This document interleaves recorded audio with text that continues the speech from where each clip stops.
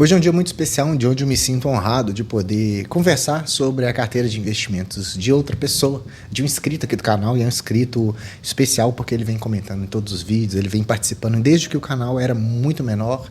Então, com toda a honra e sinceridade, eu faço essa análise de carteira aqui. Lembrando que não é uma análise de especialista, que a gente vai conversar sobre os ativos, casar algumas teses de investimentos, ter alguns insights. Então, não leve em consideração como se fosse a minha verdade, como verdade absoluta, porque cada um tem um método de investimentos. E aqui eu estou tirando os vieses sobre algumas coisas que ele me disse, sobre alguns conhecimentos da carteira dele, e vou trazer um vídeo cru aqui para a gente poder começar a entender e ver outras carteiras, para a gente ver o caminho que a gente está percorrendo, para a gente ver ali o que a gente precisa fazer para poder continuar sendo mais resiliente, né? Até tem a carteira do canal que você pode acompanhar também. Então eu gosto de fazer esse tipo de vídeo, porque ver outras opiniões, ver o que as outras pessoas estão fazendo na prática, deixa o conteúdo mais enriquecido, deixa o conteúdo mais humanizado.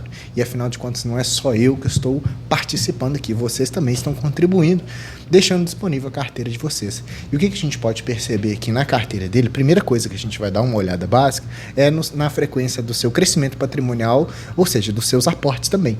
Hoje é uma carteira que tem quase R$15.500, e ele começou essa carteira em fevereiro de 2023, mas colocou só um pouquinho de dinheiro lá. A partir de setembro de 2023, ou seja, ela tem também praticamente ali um ano e pouquinho de crescimento. Ela veio crescendo, ele veio crescendo os aportes aí de forma muito consistente, tá? Similar ao que vem acontecendo na carteira do canal, e ele vem crescendo a sua rentabilidade. Só agora, em outubro de 2024, que ele teve um pouquinho de perda de capital, que está numa variação de menos 3,75, mas a meu ver, isso não é uma preocupação, porque é uma carteira muito nova, uma carteira que pode dar certo, mas aí a gente vai ver dependendo do tipo de ativo que ele está investindo, né? Como que ele dividiu a carteira dele, gente? Vê se tá tudo muito certo aqui, tá? Preciso de vocês nos comentários para a gente poder palpitar aqui. Olha só, o que ele tem? Ele tem 45% em fundos imobiliários, 44% em ações e quase 10% em tesouro direto. Eu acredito que esse tesouro direto deve ser para reserva de oportunidades ou reserva de emergência, tá? Geralmente é assim que a gente utiliza. Ou até mesmo também para travar um pouquinho de rentabilidade positiva na carteira dele. A gente vai conversar sobre isso mais a fundo. Então, a gente já percebe que, primeiro ponto, ele está criando uma carteira diversificada. Está com um pezinho a mais nos fundos imobiliários e está tentando equilibrar ali as ações. Beleza? Esse é o primeiro ponto aqui. Então, ele já começou a diversificar essa carteira, o que é muito importante, é um dos primeiros passos ali que a gente tem. Dando uma olhada básica, claro que esse é um fator menos importante, mas só para a gente agregar conteúdo aqui, a gente vê a rentabilidade da carteira dele. A rentabilidade da carteira dele no ano passado teve uma performance melhor do que esse ano. De qualquer forma, ela tem um acumulado positivo de 8%, tá? É uma carteira que vence o IPCA e ela vence o índice das small caps. Mas como é uma carteira muito nova, ela não teve força o suficiente para vencer os outros indicadores, que foram o Ibovespa, o IDIV e o CDI. Então ela é uma carteira nova e dependendo do preço com que ele adquiriu os ativos, essa rentabilidade ficou mais negativa. Por quê? Porque agora nós estamos no momento pessimista do mercado. O mercado, quem mexe com as ações de grandíssimo porte, as grandes compras, está saindo das ações, está saindo dos fundos imobiliários e comprando renda fixa, então o preço das ações vão lá embaixo. O que é importante nesse momento, onde a sua carteira está com rentabilidade negativa? Primeira coisa, qual é a confiabilidade desse ativo que você tem? Essa ação que você está comprando, ela é uma boa ação? Ela teve um histórico bom nos últimos 15 anos, por exemplo? Ela passou por vários ciclos de mercado diferentes, inclusive esses ciclos mais pessimistas como agora? Se sim, e ela continuou performando positivamente, será que realmente é motivo da gente se desesperar? Ou é um motivo da gente poder ali nos alegrar e fazer mais aportes, tá? Não é indicação de investimento, é só para a gente poder analisar isso aqui mais friamente. Tire as emoções da sua carteira, beleza? Olha só, como que tá os segmentos que ele está investindo. Está bastante diversificado. Ele tem energia elétrica, bancos, papel e celulose, siderurgia, seguradoras, minerais metálicos, água e saneamento, holdings, serviços financeiros e telecomunicações em menor parte. A carteira dele está pendendo mais, similar à carteira do canal e similar também até à minha carteira pessoal. energia elétrica e bancos. Porque eu sempre venho conversando aqui com vocês, porque segmentos de energia e bancos tendem a ser mais resilientes em todos os momentos, inclusive nesses momentos de maior pessimismo no mercado. Você nunca vai ver um banco dando prejuízo atrás de prejuízo, a não ser com que ele feche as portas, né? Então ele consegue ganhar dinheiro num cenário de alta de juros, num cenário de baixa de juros, num cenário positivo, num cenário negativo. Então, ter isto mostrou-se bastante resiliente quando a gente faz análise de rentabilidade, que eu já fiz aqui no canal. Por isso que você precisa acompanhar todos os vídeos, mesmo que não seja da ação ou do fundo imobiliário que você tem. Eu sempre falo alguma dica ali, alguma coisa nesses vídeos, tá, pessoal? Não tô ali criando esses conteúdos à toa, beleza? Olha só, então, a carteira dele tá pesando mais para energia elétrica, depois bancos. Ok, até aí a gente tem uma carteira que tá ali sendo construída, né? Não tem muito histórico pra gente conversar sobre isso, né? Quando a gente olha, então, as ações, o que a gente percebe? Uma variação negativa muito pequenininha, 0,06. Praticamente está no 0 a 0, digamos assim, né? Tem ações que estão no positivo, tem ações que estão negativas. Ele tem 12 ativos. Muita gente fica com essa picuinha, não pode ter 12 ativos, tem que ter só 6, a carteira tá pouco. Pessoal, isso não deve ser levado tanto em consideração, porque o perfil de cada um é diferente. Se ele gosta de ter mais ações, o que vai importar é a média de rentabilidade dele a longo prazo, independente se ele tem 5 ou se ele tem 15 ações. Aqui, com essas 12 ações, a gente consegue mais oportunidades de investimento, porque, ora, uma ação está muito cara, ele vai aportando em outras. Depois, ao inverter esse sinal, ele consegue ir se reequilibrando. Se a gente tem pouquíssimas ações na carteira, a gente pode incorrer em comprar os ativos num preço talvez que seja mais esticado. Isso diminui a margem de segurança. Então, não fique com essa pecuinha. Cada um tem as suas escolhas, tá? O que a gente percebe aqui de cara? Ele tem três instituições financeiras aqui, em maior posição, Banco do Brasil. Depois ele tem a Itaúsa, que está ali praticamente 90% em Itaú. E ele tem a B3, tá? Então, ele tem um banco, uma holding e uma instituição financeira. Ele tem também 3 elétricas. Olha só, ele tem a Auren, que está na parte mais de geração de energia agora com a compra da S Brasil. Ele tem a Taesa, que está na parte de transmissão. E ele tem a Copel, que já é forte também em distribuição. Então ele conseguiu, de certa forma, fazer essa diversificação dentro do segmento elétrico, tá? Distribuição um pouquinho mais complicado, mas tem ali a sua rentabilidade, beleza? Papel e celulose está ok, metais e mineração também, saneamento e telecom também. Então, qual oportunidade interessante de aporte aqui nas ações dele, se essa carteira fosse minha? São primeiro nas ações que estão com rentabilidade negativa para eu diminuir meu preço médio e no futuro eu aumentar minha rentabilidade. Vocês já viram eu fazer isso aqui na carteira do canal, tá? Mas olha só, vamos dar uma analisada aqui. Quais ações que estão mais caras no momento analisando o PL? Klabin está mais caro, Copel está mais caro, B3 está mais caro também, PL de 15,5, 12,8 e 14,1. Beleza?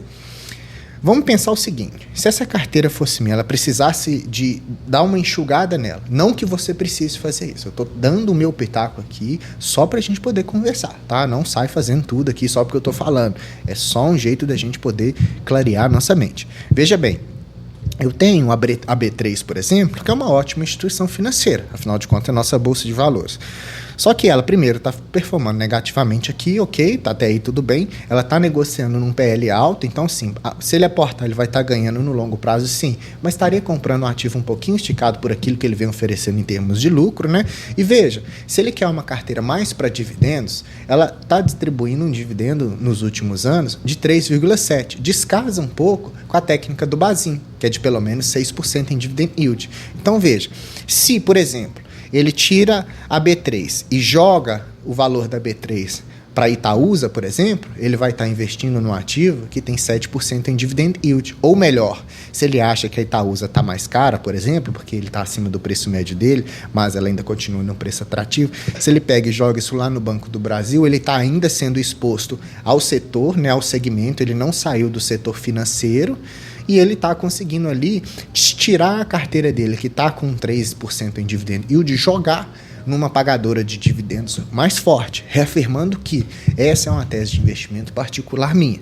Se ele quer uma carteira mais para crescimento, talvez ele vá acumulando ações. Não tem problema ele ter essa quantidade toda, tá? De resto, a meu ver, os ativos estão bem segmentados, é uma queda normal que está acontecendo, a Auren está caindo mais porque pessimismo do mercado com a compra da S Brasil e endividamento, né?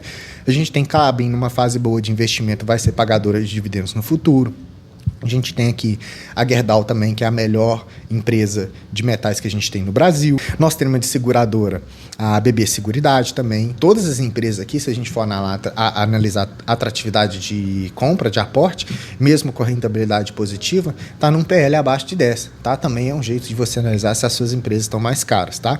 Claro que é uma análise bastante superficial. Então, ao meu ver, o primeiro ponto para as ações seria somente esse. Se essa carteira fosse minha, não quer dizer que você precise fazer isso, meu querido amigo, beleza? Ok? Não precisa fazer isso. Se fosse minha, eu faria esse aporte. Eu tiraria B3, colocaria Itaúsa ou eu subiria lá na BBC, no Banco do Brasil, tá? Então, porque aí eu enxugaria minha carteira, eu melhoraria a minha oportunidade. Mas se você acredita na B3, segue firme no que você acredita, tá? A B3 hoje, o que incomoda um pouquinho é o dividend yield, o PL um pouquinho mais alto, e olha só, ela oferece sim uma boa rentabilidade, um ROI de 21%, não é de se jogar fora, e uma margem líquida de 40%. Então, se eu falar que é uma empresa que não dá lucro, eu vou estar sendo hipócrita com vocês. É uma empresa boa, uma empresa que dá lucro. Só que, para a minha tese de investimento, ela não casa com o objetivo de distribuição longa de dividendos. Olha só, ela sempre deu rentabilidade positiva, crescendo suas receitas nos últimos anos, crescendo seus lucros. Se for analisar o preço-lucro dela pelo gráfico, ela está com valor mais baixo. Então, por esse ponto, ela está em atratividade para o investimento. Então, cabe a você aí decidir. Você tem que analisar qual que é a sua tese, qual que é o seu objetivo final, o que você realmente espera dessa carteira, tá? Agora, passando para a fase dos fundos imobiliários dele, o que a gente pode perceber? A gente percebe que ele tem shoppings e varejo, tem CRIs, né, que são os fundos de papéis aqui, títulos e valores imobiliários, tem fundos híbridos, logístico, e um pedacinho de Fiagros, tá? Uma carteira ali que está com uma característica mais resiliente. Ele não está sendo agressivo com essa carteira de fundos imobiliários, ele não está sendo ganancioso, ele está protegendo a longo prazo os investimentos dele. Por quê? Olha só, quando a gente olha aqui os fundos imobiliários que ele possui, ele tem, em primeiro lugar, XPML, um dos melhores fundos de shopping que a gente tem, tá? O que está puxando a carteira dele para baixo são os fundos imobiliários, tá? Mas isso aqui, nos meus olhos, você vai perceber comigo, é uma grande oportunidade de aporte, tá? Eu até focaria mais nos aportes se essa carteira fosse minha aqui nos fundos imobiliários, porque todos os fundos estão abaixo do valor patrimonial, todos estão com rentabilidade negativa. Então tá muito interessante isso aqui. Ele tem XPML, que é um fundo de shoppings bem interessante. XPLG também, que é um fundo de logística da XP também, tá bastante interessante. BCFF, que vai mudar agora. Se você já está assistindo esse vídeo, dependendo da data, ele já até mudou, porque foi incorporado por um outro fundo, vai subir esse valor patrimonial aqui da cota. Ele tem o VISC11, que é um fundo interessante também de laje. Ele tem o RZTR, que é o RISA Terrax, que ele é similar a Brasil Agro, só que paga dividendo todo mês, investe em fazendas. Tem vídeo dele aqui, ele é bastante interessante. Eu gosto muito desse fundo, da RZTR. Tem o BTCI, que é um fundo de papel, ok, até aqui tudo bem, ele não tem nada assim acontecendo negativamente. Tem o Gari 11, que ele é excelente também, que é um fundo, aqui ele vai ser caracterizado como híbrido, porque ele tem logística e ele tem varejo, tá? Tem vídeo dele aqui também, beleza? E tem o Vegia, que é o Fiagro aqui, que antes estava sendo massacrado, agora está tendo uma leve melhora, então, a longo prazo, ele tende a performar positivamente. Então, ele tem o quê? Construindo bons fundos. Na minha concepção, apesar disso aqui ser muitos bons fundos, o que eu senti falta aqui dessa carteira, se ela fosse minha? De ativos mais robustos, ativos maiores, de valor patrimonial maior. Por exemplo, KNCR, BTLG, HGLG, MXRF, KNCA, SNEG 11, são fundos para se estudar, porque eles são fundos mais resilientes. Essa carteira está muito bem construída, para a minha opinião, de fundos imobiliários. Mas, se no futuro for crescer mais essa carteira, ou fazer a troca de alguns ativos, por exemplo, o BTCI entraria um KNCR, por exemplo, o XPML e o XPLG, se ele quiser diversificar de gestora, para não correr muito risco, ele coloca um BTLG, um HGLG, por exemplo, né? Porque aí você muda de gestora, um para shoppings, que é o XP, e outro da BTG para logística, por exemplo, né? Mas assim, isso aqui é cerejinha do bolo, pessoal. Tem também o MXRF, que ele poderia ali colocar nessa carteira também, porque é um baixo valor de aporte, tá com preço interessante, venceu os indicadores de mercado ali de renda fixa e renda variável, bateu o IFIX, tá? Vegia também, se quiser diversificar, KNCA também é gigante, o SNEG 11 também bate IPCA mais 7. Então, É uma carteira boa, mas se quiser profissionalizar mais no futuro, lembrando que não precisa se desfazer disso daqui, talvez seja interessante analisar, começar a estudar esses outros fundos, porque eu gosto de ativos mais resilientes, ativos que são maiores, tá? Desde o início da carteira dele, ele vem também já recebendo ali dividendos, e esses dividendos estão crescentes. Eu acho que ele está ficando feliz com essa carteira, né? Ele recebeu ali em 2023 R$5, em média, né? 63 no total. Em 2024, a média mensal dele já foi para 49 e quase R$600. E agora, para 2025, já estão provisionados. Então, tende a, se ele continuar nesse aporte, a 2025, ele ter ali muito mais de R$700, R$800 de dividendos. Então, veja como cresce, né? Quando você tem paciência, quando você começa a estudar os ativos, quando você não fica ali voraz, né? Ele também vem ali aportando todos os meses de uma forma mais resiliente, tá? Ele tem ali sua partezinha em Tesouro Selic 2029. Se ele quiser se proteger mais, quiser que a rentabilidade da carteira dele suba, ele poderia aportar aqui também, mas analisando ações, fundos imobiliários e renda fixa desta carteira em específico, a oportunidade maior agora está em fundos imobiliários. Tá? Por quê? Ele não tem fundos ruins. Tá? Se você for analisar o relatório de cada um desses fundos no histórico, igual eu venho fazendo há vários anos, a gente percebe que são fundos vencedores. Então, o mercado que está pessimista não é o fundo que está ruim, nada, né? Por isso que eu faço os vídeos de análise dos fundos aqui, para você acompanhar. Tá? Então, resumindo a carteira dele, o que vai exigir dele agora uma carteira boa primeiro ponto, a assiduidade nos aportes, tá? Então, ali, fazer os seus aportes constantes ali, não sei se é quinzenal, se é mensal, independente do que seja. Sempre aportar, sempre reinvestir os dividendos, sempre procurar as oportunidades que estão dentro da carteira dele primeiro, rebalancear os ativos, ver qual segmento, né? Se é fundos imobiliários, se é ações, o que está mais atrativo no momento. Então, com isso, ele vai conseguindo construir aos poucos. Daqui a uns 5 anos, por exemplo, a carteira dele vai estar voando, ele vai conseguir ali uma renda passiva bastante interessante, viu, meu amigo? Espero que você tenha gostado desse vídeo, tá? Feito especialmente aí para você e para todos os inscritos do canal, e para você também que não é inscrito, uma boa oportunidade de você se tornar inscrito, tá? Deixa like para mim, se torne inscrito do canal se você não é inscrito, é muito importante sua inscrição para mim, beleza? Ativa o sininho, tem vídeo toda semana, você vai conseguir ali ser um investidor mais capaz de tomar suas próprias decisões, tirar todos os viés aí que a gente anda escutando e desespero do mercado, beleza? Deixa seu comentário aqui para mim sobre o que você achou dessa carteira, tá? Se você quer que eu faça análise da sua carteira de forma despretensiosa, não há análise profissional, é só eu conversando aqui com você, deixa no comentário também que eu vou entrar em contato, a gente troca uma ideia e a gente faz análise. Você que já me enviou, é só aguardar que a sua carteira está sendo produzida, tá? Que vai dar tudo certo. Aqui você assistiu o canal do Investidor Classe Média, eu sou o Gustavo, te vejo no próximo vídeo, até mais.